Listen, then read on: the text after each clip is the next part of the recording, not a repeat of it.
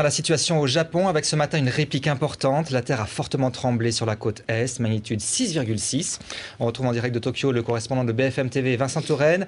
Vincent va prendre tout d'abord de ces bonnes nouvelles, on va dire, les 6 réacteurs de la centrale Fukushima qui sont désormais connectés à une ligne électrique. Absolument, l'électricité est arrivée, maintenant elle alimente les différents réacteurs. Ce qu'il va falloir maintenant, c'est faire en sorte que cette électricité mette en route les pompes de refroidissement automatique des réacteurs en question. Donc le défi maintenant des ingénieurs de TEPCO, ça va être de faire redémarrer ces pompes. Déjà dans le réacteur numéro 2, c'est celui qui inquiète le plus puisque sa structure de l'extérieur est intacte. Donc on ne sait pas trop ce qui se passe dedans. Réacteur numéro 1 et ensuite 3 et 4, vous savez, ceux qui sont arrosés depuis des jours et des jours par les pompiers de Tokyo pour tenter de remplir les piscines de combustible usagés. J'ai vu sur une dépêche tout à l'heure qu'on s'inquiétait quand même pour la température du réacteur numéro 1. Donc tout n'est pas réglé, mais en ce moment et depuis plusieurs jours déjà, les ingénieurs de TEPCO font en sorte de rétablir l'électricité, de faire en sorte que les pompes justement de refroidissement fonctionnent dans un premier temps dans les réacteurs 1 et 2 justement.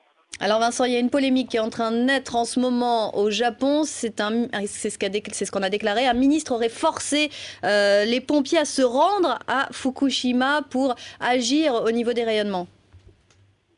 Oui, alors ce ministre, c'est Banri Kaida, c'est le ministre de l'Industrie, mais c'est aussi le chef adjoint de la cellule de crise qui a été mise en place par le gouvernement japonais et qui est commandé par Naoto Kan lui-même depuis le début de ce séisme. Il se trouve qu'il aurait dit qu'il allait punir les pompiers qui ne se rendaient pas sur le site. Alors, pour l'instant, il n'a pas reconnu avoir dit qu'il allait punir ceux qui refusaient de se rendre sur le site, mais il s'est quand même excusé pour toute l'histoire que ça a pu faire, mais officiellement, il dit ne pas avoir dit qu'il allait punir ces pompiers.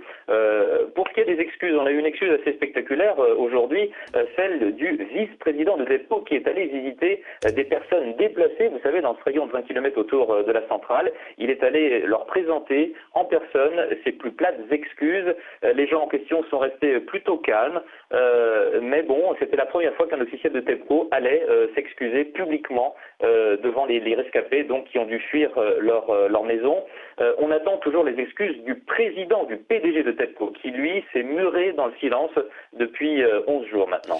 Dernier point Vincent, les autorités japonaises ont appelé à renforcer les contrôles, cette fois sur les poissons et les fruits de mer, car on a découvert des niveaux anormalement élevés de radioactivité dans l'eau de mer près de Fukushima. Absolument, des mesures ont été faites par TEPCO, dans un premier temps à 300 mètres au large donc de la centrale nucléaire. Là, on a décelé des niveaux d'iode radioactive supérieurs de 30 fois au seuil acceptable. Un petit peu plus inquiétant, beaucoup de mesures ont été publiées aujourd'hui. À 8 km au sud de la centrale, à l'embouchure d'une rivière, le même taux d'iode radioactif est de 80 fois supérieur à la limite acceptable. Donc on s'inquiète effectivement pour une éventuelle contamination des espèces marines qui sont au large de Fukushima. Et le gouvernement, lui, est en train aussi de procéder à ces mesures.